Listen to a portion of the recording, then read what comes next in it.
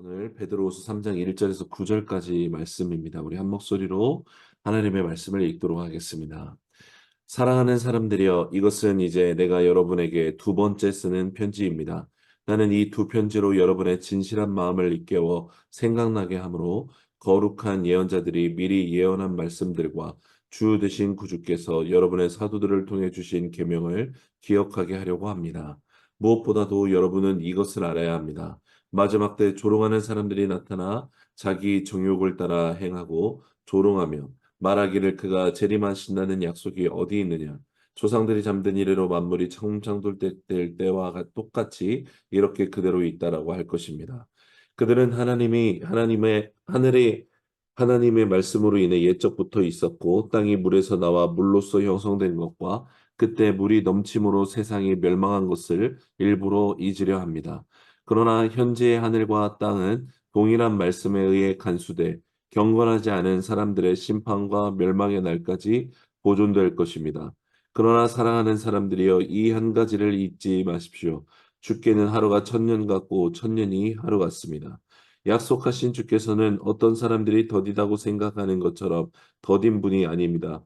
오히려 여러분을 위해 아무도 멸망하지 않고 모두 회개에 이르기를 바라십니다. 아멘. 본문은 이제 죽음을 앞두고 썼던 편지 베드로 후서의 마지막 부분을 저희가 이제 묵상하게 됩니다.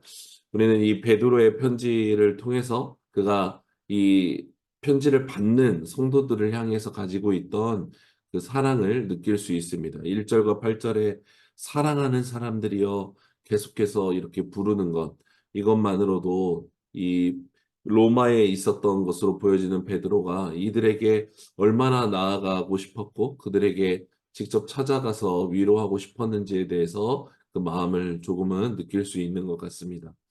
편지를 받을 성도들은 거짓 예언자들과 거짓 교사들에 의해서 굉장히 많은 고민과 또 영적인 공격으로 인해서 흔들리는 그런 것들을 경험하고 있었던 것으로 보여집니다. 그 공격의 핵심 중에는 재림이 이제 없을 것이다라는 공격이었죠. 재림이 없다라는 것은 예수님께서 약속하셨던 승천하실 때 다시 오르겠다라고 약속하셨던 것, 또 오늘 2절에 거룩한 예언자들 또 사도들이 주었던 계명들, 곧 마지막 날 다시 오시는 그날에 심판이 있을 것이다라는 건 그것이 보니까 없는 것 같아. 그러니까 이 믿음 지킨다고 고통당하지 말고 탐욕 따라서 살아도 된다라고 말했던 그 공격에 속수무책으로 당하고 있었던 것으로 보여집니다. 베드로가 그래서 편지를 쓰기 시작하는 것이죠. 편지의 목적이 1절과 2절에 명확하게 드러납니다. 1절의 마지막 부분에 여러분의 진실한 마음을 일깨워 생각나게 하기 위해서 2절에 말하기를 이전에 말했던 예언자들의 말씀, 사도들의 계명을 기억나게 하려고 편지를 쓴다라고 합니다. 영어로 각각 리마인드와 리콜인데 이 성령께서 하시는 사역과 마찬가지죠. 요한복음 14장 26절에 예수 그리스도께서 죽으시고 부활하시고 나서 성령을 너희에게 보내실 것인데 그 성령께서 내가 말씀한 것들을 가르치고 생각나게 하게 하시겠다라고 했던 것처럼 사도 베드로가 오늘 편지를 쓴다는 것은 그냥 편지를 쓰는 것 이상으로 성령께서 하시는 사역에 함께 동참하여 이 성도들이 처음 가졌던 마음을 다시 생각나게 함으로 말미암아 하나님께로 가게 하려고 하는 것과 같습니다. 여기서 그 1절 마지막 부분에 진실한 마음을 일깨워 생각나게 하다라고 했는데 이 진실한 마음은 순결한 마음에라는 의미에 좀 더 가깝고 이 순결한 마음이라는 단어가 가지고 있는 그 히브리어의 뜻은 우리가 그 알곡과 같이 섞여 있는 결을 껍데기를 채질을 해서 쳐내서 겨가 날아가게 하는 그 체질을 하게 하다라고 같습니다. 이 거짓 교사들과 거짓 예언자들이 성도들 가운데 뿌려진 복음의 씨앗들을 방해하고 그 너희들이 믿는 믿음이 헛되고 야 우리 이렇게 고생할 필요 없어라고 말하는 이 거짓의 껍데기들을 베드로가 편지를 쓰므로 말미암아 오직 알고만 남도록 본인이 전했던 하나님의 말씀, 본인들이 이 교회가 들었고 믿었던 복음의 말씀으로 온전히 다시 순결하게 하겠다라고 이것을 위해서 이 편지를 썼던 것이죠. 이 상황은 마치 이와 같습니다. 선교사가 선교지에 가서 복음을 열심히 전하고 교회가 세워집니다. 물론 베드로의 수신자 교회는 사도행전의 그 성령 임재, 성령 침례와 함께 퍼졌던 곳에서 복음을 듣고 교회 그 고향에 돌아가 성도들이 세웠던 교회로 여겨지긴 합니다. 선교사가 어쨌건 그곳에 그 교회의 그 근간이 되는 복음을 전하고 시간이 지나 이 선교사가 부재한 채로 교회의 성도들만이 그 교회를 유지하다가 어쨌건 그 사이에 같은 성도들이건 외부의 다른 사람들, 유대교든 이 그리스도 교회의 어떤 비슷한 배경을 가진 자들이 와서 야, 예수님에 의해서 성취된 복음은 부족해. 율법을 믿어야 돼. 아니면 오늘 이 성도들처럼 재림은 없어. 이런 공격들이 있음으로 말미암아서 교회로 모였던 성도들 가운데 믿음에 대한 문제에 시험에 들게 되고 그렇게 어려움에 빠지게 되는 것. 여러분 이게 베드로가 이 베드로의 교회, 데살로니가 교회, 바울이 전했던 모든 초기 교회 가운데 이들이 겪었던 어려움의 문제였습니다. 당시에는 전문적인 복음이 정립화되기 전이었고 그렇게 훈련받은 사도나 목사라고 할 수 있는 사람들이 많이 부재했기 때문에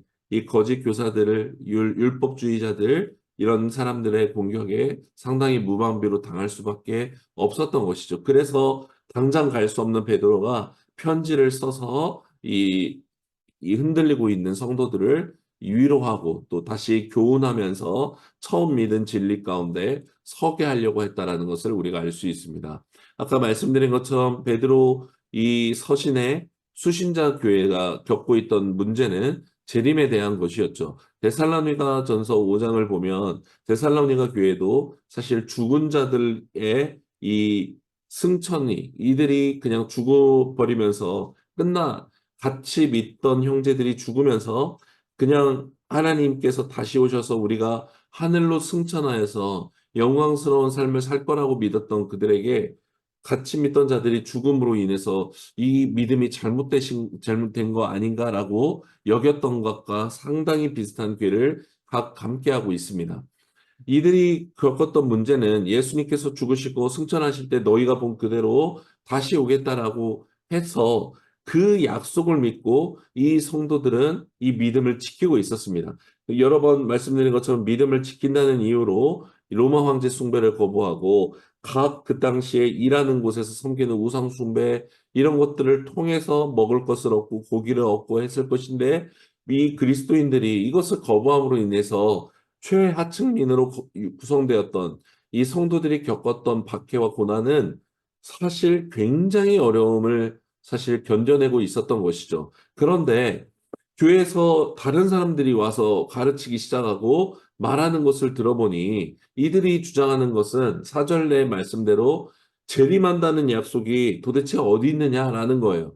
그러면서 근거로 되는 것이 조상들이 잠든 이래로 처음 창조될 때와 같이 만물이 그대로 지금 있지 않느냐. 곧 이 성경에서 말하는 노아 홍수 심판 그런 거 야 없는 것 같아.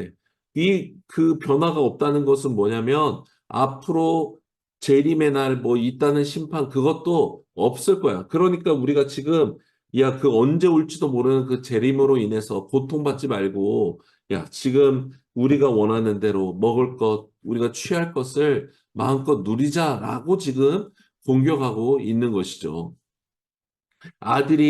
아들 예수님을 믿는 것, 그분이 다시 오실 것, 이거 하나만을 기다리고 있는 자들에게 이 성도된 이름을 하고 있는 이 사람들의 공격에 이들의 믿음이 상당히 많은 미혹과 흔들림을 받았던 것으로 보여집니다. 이 거짓 고사들이라고 할 수 있는 자들은 결국 자기들이 보기에는 지금까지 안 오셨다면 앞으로도 안 오실 것이다라고 주장했던 것이죠. 그렇게 교회를 이룬 성도들 중에 이제 믿음의 균열이 일어나기 시작했던 것이고 이들의 공격으로 인해서 베드로가 이 부분에 대해서 가르치기 시작합니다. 이런 사실 문제는 우리 현대 교회에서도 또 우리 개인에게서도 일어납니다. 재림의 문제가 아니다 할지라도 처음 하나님을 믿으면 기쁨과 또 감사함으로 신앙생활을 하게 됩니다. 그러나 우리가 시간이 지나면 이 은혜와 어떤 감정의 굴곡은 식어져 가고 내려가게 되죠. 그렇게 하나님을 사실 진리 가운데 알아가지 않으면 많은 사람들이 하나님을 믿는다고 말하지만 예배드리고 뭐 여러 가지 교회 활동을 하지만 사실은 하나님과는 다른 하나님의 말씀과는 다른 이야기들을 말하고 주장하고 자기들의 판단과 자기들의 생각으로 하나님을 오히려 재단하기 시작하는 것을 보게 됩니다. 그렇게 각자가 내가 만든 신, 각자 복음을 하나씩 만들고 그 기준으로 오히려 다른 사람을 판단하기 시작하고 하나님을 판단하기까지 하는 일들이 벌어지기도 하는 것이죠. 오늘 이 거짓 교사들이 그랬습니다. 자기들이 보니까 아니다. 자기들이 생각할 때 이렇게 고통당하고 고생당하느니 이런 하나님이라면 내가 믿지 않겠다라고까지 결단한 것이죠. 그럼 이들의 행태의 중심에는 하나님을 믿는 것이 아니라 결국 자기를 믿기로 결단한 것입니다.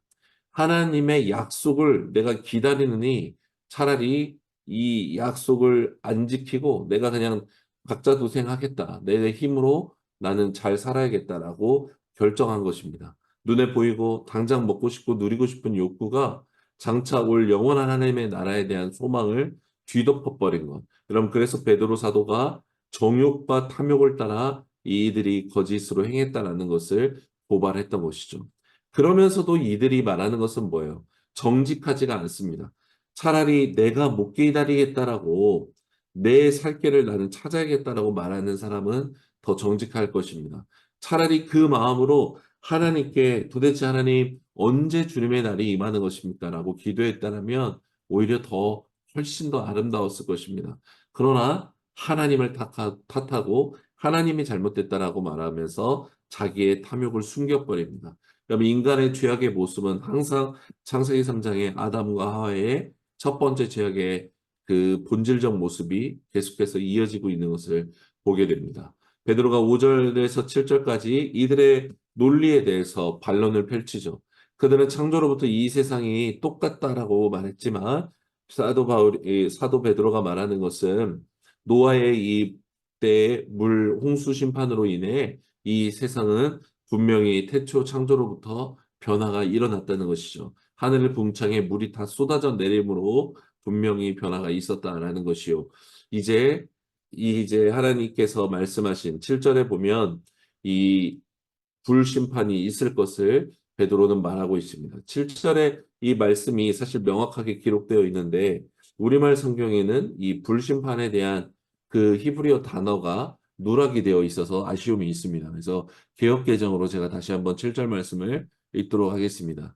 이제 하늘과 땅은 그 동일한 말씀으로 불사르기 위하여 보호하신 바 되어 경건하지 아니한 사람들의 심판과 멸망의 날까지 보존하여 두신 것이다 라고 말합니다.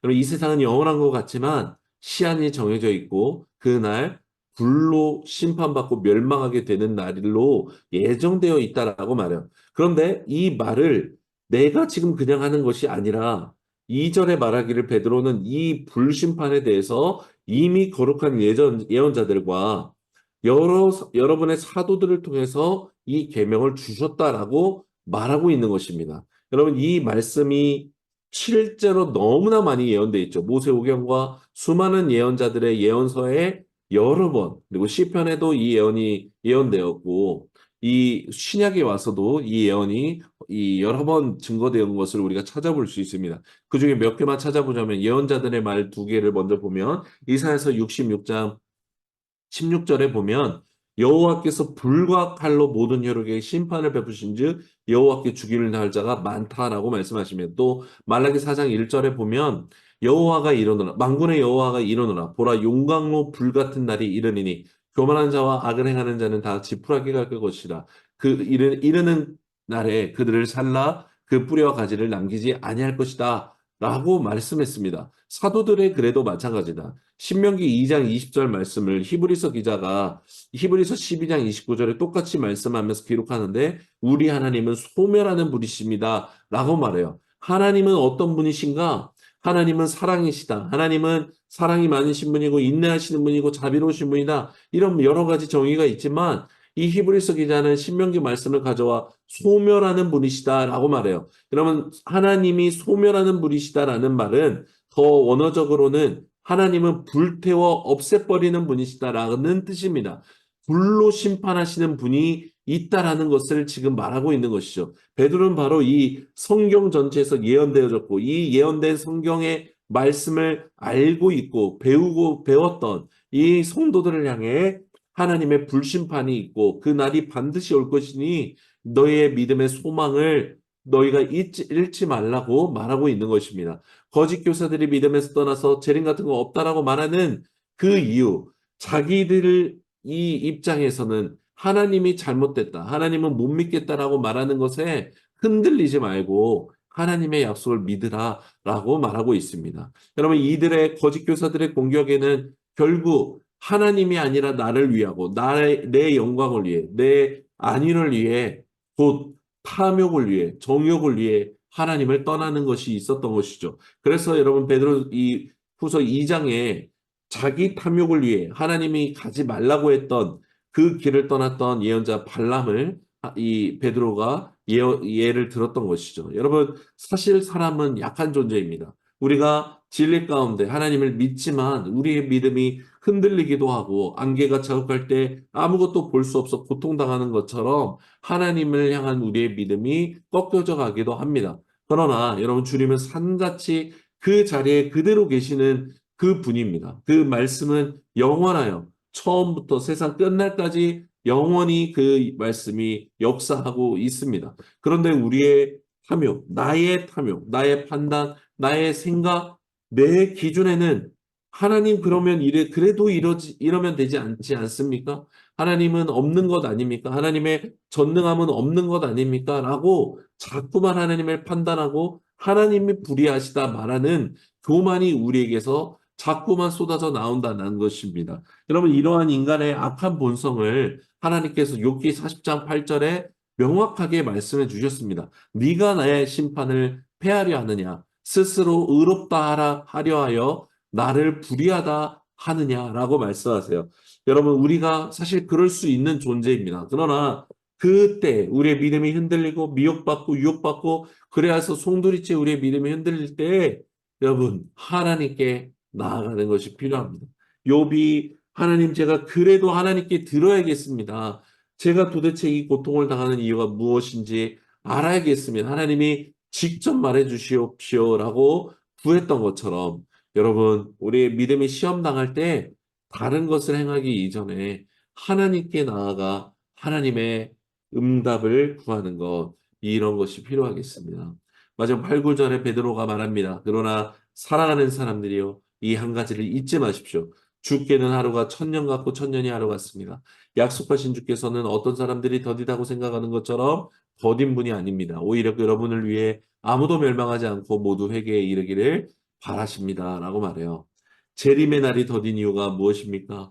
모두가 회개하여 멸망하지 않기를 원하시는 창조주의 사랑 때문에 더딘 것이다. 라고 말씀합니다. 여러분, 하나님의 이 이유와 거짓 예언자들, 거짓 교사들 간의 이유가 선명하게 그 차이가 드러나고 있습니다. 하나님은 한 사람이라도 더 구원받기 위해 심판의 기회를 연기하고 계시는 분이신데 하나님을 안다고 믿는다라고 하는 자들 중에서는 오히려 이 하나님의 이 사랑과 은혜를 오히려 불의하다, 잘못됐다라고 그래서 믿지 못하겠다라고 말하고 있는 것입니다. 사람이 누구에게 감히 이 하나님에 대해 평가할 수 있고 판단할 수 있겠습니까? 사랑하는 여러분, 8절에 하나님께서 이 시간에 대해서 하루가 천년 같고 천년이 하루 같다라고 말씀합니다. 여러분, 우리의 지난 인생을 돌이켜봐도 그렇습니다.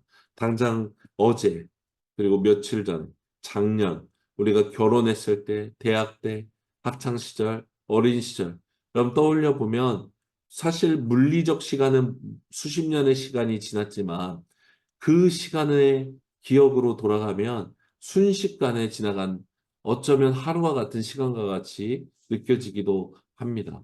여러분 우리의 마음은 여전히 젊고 꿈도 있고 열정도 있지만 어느새 우리의 몸이 사실은 많이 늙어버렸고 힘에 부치기도 하고 몸이 따라와 주지 않는 것들을 느끼게 됩니다. 여러분, 그러나 우리의 믿음은 늙지 않았습니다.